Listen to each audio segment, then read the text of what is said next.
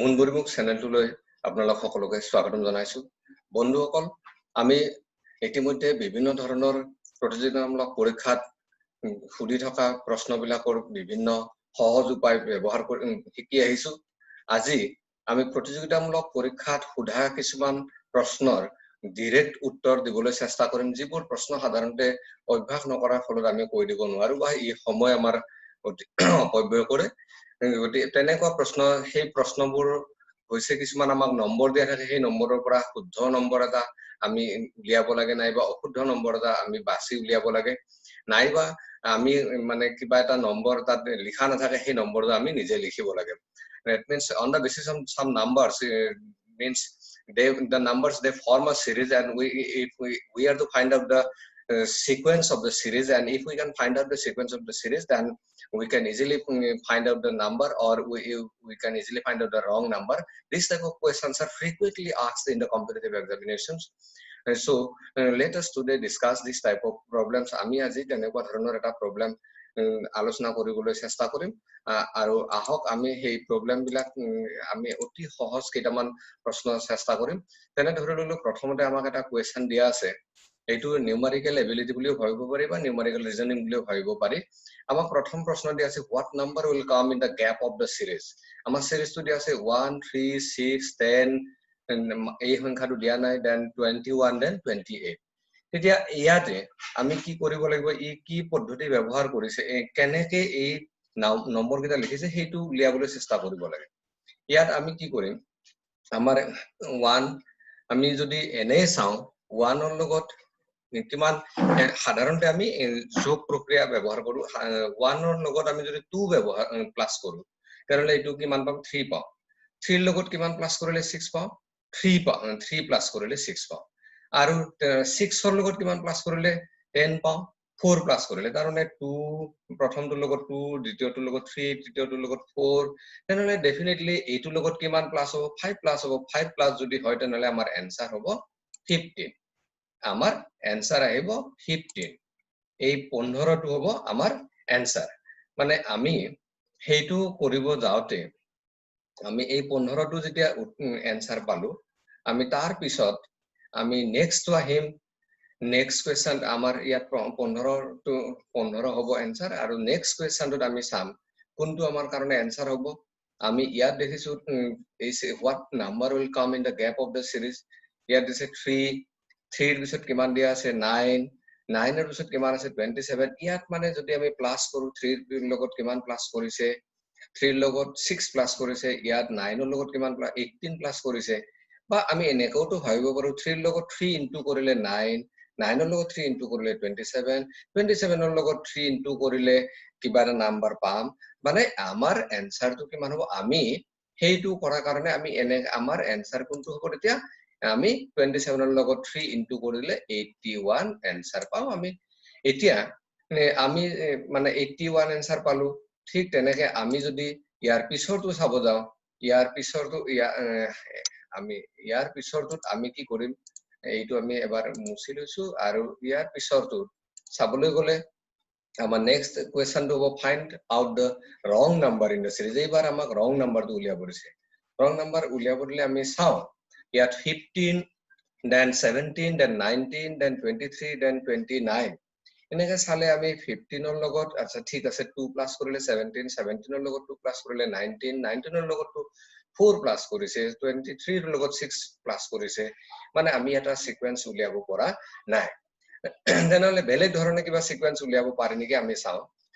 মানে let us think of some other sequence other procedures other process মানে এইবাৰ যদি আমি এনেকে ভাবো যে ইয়াত 17 টো আমি লক্ষ্য কৰিলে দেখিম যে 17 টো এটা মৌলিক সংখ্যা prime number 19 is also a prime number 19 টো এটা মানে মৌলিক সংখ্যা 23 is a prime number 29 is again a prime number but 15 is not a prime number so in this series 15 is the wrong answer so 15 is the wrong answer we will write this 15 as the wrong number so 15 is our answer then in the next question find out the wrong number in 1 3 8 18 29 61 ইয়াত আকো কেনেকুৱা হ'ব ইয়াত 1 ৰ লগত আমি 2 add কৰিছো 3 ৰ লগত 5 এড কৰিছো 8 ৰ লগত 10 এড কৰিছো এনেকে কৰিব দিগদাৰ এইটো অকমান আমি বুদ্ধি খটুৱাব লাগিব ই অলপমান ক্ৰিটিকেল হৈ আছে এইটো কি কৰিম আমি এনেকে যদি চাও 1 ৰ লগত যদি আমি 1 স্কয়াৰ প্লাস আমি ইয়াত 1 স্কয়াৰ প্লাস 2 কৰো 1 স্কয়াৰ প্লাস 2 কৰিলে কিমান 1 স্কয়াৰ প্লাস 1 কৰো তেনেহলে কিমান 1 স্কয়াৰ মানে 1 1 ৰ লগত 1 প্লাস কৰিলে 2 1 স্কয়াৰ প্লাস 1 মানে এইটো কিমান হৈ গল 2 1 ৰ লগত 2 এড কৰিলে 3 হৈছে তেতিয়া 3 ৰ লগত আমি 2 স্কয়াৰ প্লাস 1 কৰো 2 স্কয়াৰ মানে কিমান 4 4 প্লাস 1 2 স্কয়াৰ মানে আমাৰ কিমান হ'ব 2 স্কয়াৰ মানে 2 স্কয়াৰ মানে 2 স্কয়াৰ মানে 2 স্কয়াৰ প্লাস 1 মানে কিমান হ'ব 2 স্কয়াৰ মানে আমি পালো 5 2 স্কয়াৰ মানে 4 4 প্লাস 1 মানে আমি পালো 5 আৰু যদি 3 ৰ লগত যদি আমি 5 এড কৰো তেনেহলে কিমান পাম 8 পাম তেনেহলে নেক্সট টোৰ লগত আমি এবাৰ চাই লটো হেতু যদি মিলে 3 স্কয়াৰ প্লাস আমি যদি 1 কৰো 3 স্কয়াৰ প্লাস 1 কৰিলে কিমান হ'ব 3 স্কয়াৰ মানে 9 9 প্লাস 1 10 এইটো 10 হৈছে তেনেহলে এইটো ডেফিনেটলি 4 স্কয়াৰ প্লাস 1 হ'ব লাগে 4 স্কয়াৰ প্লাস 1 হয়নে নহয় আমি চাও 4 স্কয়াৰ প্লাস 1 4 স্কয়াৰ মানে কিমান আমি ইয়াতে কৰি চাম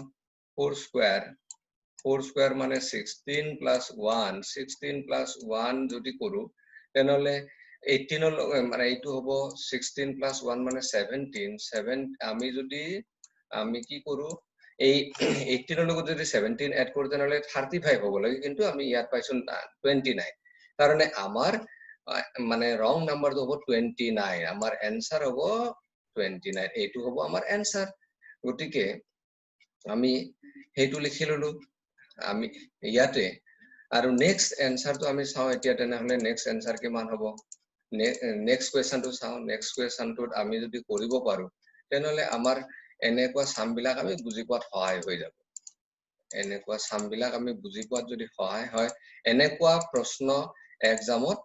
আহিয়ে থাকে আৰু এইবিলাক প্ৰায় আমি লক্ষ্য কৰো প্ৰায়বিলাক ক্যান্ডিডেটে এনেকুৱা প্ৰশ্নবোৰ এৰি থৈ আহে বা অনুমানতে কিবা এটা লিখি থৈ আহে অনুমানতে কিবা এটা লিখি থৈ আহিলে আমি আজিৰ এই প্ৰতিযোগিতামূলক পৰীক্ষা তাৰ পৰা যে কিবা এটা মানে সুফল লাভ কৰিম এইটো আমি ক'ব নোৱাৰো আমি তেনেহলে এই নেক্সট প্ৰশ্নটো চাইছো নেক্সট প্ৰশ্নটো হৈছে ইয়াত দিয়া আছে 24 25 34 61 70 ইয়াতে আকৌ কি হৈছে এই মানে আৰু এটা বেলেগ ধৰণৰ প্ৰক্ৰিয়া লৈছে যেনে আমি 24 ৰ লগত 1 এড কৰোতে 25 পাইছো 25 ৰ লগত 9 এড কৰোতে 34 পাইছো 34 ৰ লগত আৰু এটা বহুত ডাঙৰ সংখ্যা এড কৰোতে 61 পাইছো 61 ৰ লগত 9 এড কৰোতে এইটো পাইছো ইয়াতে আমি সেই ধৰণে চালে নহব আমি এবাৰ অতি সহজ বুদ্ধি এটা কৰি চাম 2 ৰ লগত 4 এই মানে 24 মানে 2 ৰ লগত 4 যদি যোগ কৰি চাও কিমান হ'ব 6 আৰু 2 ৰ লগত 5 যোগ কৰিলে মানে let us have the sum of the digits of each number মানে আমি প্ৰত্যেকটো সংখ্যাৰ অংকবিলাকৰ যোগফল উলিয়াই চাম ইয়াত কিমান হ'ব এই দুটা যোগ কৰিলে কিমান পাম আমি এই দুটা যোগ কৰিলে এটো 2 + 4 আমি যোগ কৰিলে কিমান পাও 6 পাও 2 + 5 যোগ কৰিলে কিমান পাও 7 পাও আৰু 3 + এইটো 7 পাও 6 + 1 ইও 7 পাও আৰু এইটো 7 + 0 ইও 7 পাও তাৰ মানে আমি লগে লগে ক'ব পাৰিলো কোনটো wrong number is 24 so 24 is our answer গতিকে ধন্যবাদ বন্ধুসকল আমি ইমানতে আজিৰ এনেকুৱা ধৰণৰ প্ৰশ্নবিলাক আমি সমাপন কৰিছো আমি পৰৱৰ্তী পৰ্যায়ত ইয়াতকৈ আৰু কিছুমান উন্নত ধৰণৰ এনেকুৱা এইবিলাকক সিৰিজৰ প্ৰশ্ন বুলি কোৱা যায় সিৰিজৰ এনেকুৱা প্ৰশ্ন আমি উলিয়াবলৈ চেষ্টা কৰিম আপুনি এনেকুৱা এই ক্লাছবোৰ আপোনালোকে যদি ভাল পায় তেনেহলে লাইক কৰিব শেয়াৰ কৰিব সাবস্ক্ৰাইব কৰিব আৰু এই ক্লাছবোৰ মানে চাই থাকিব ধন্যবাদ আজিলৈ আমি ইয়াতে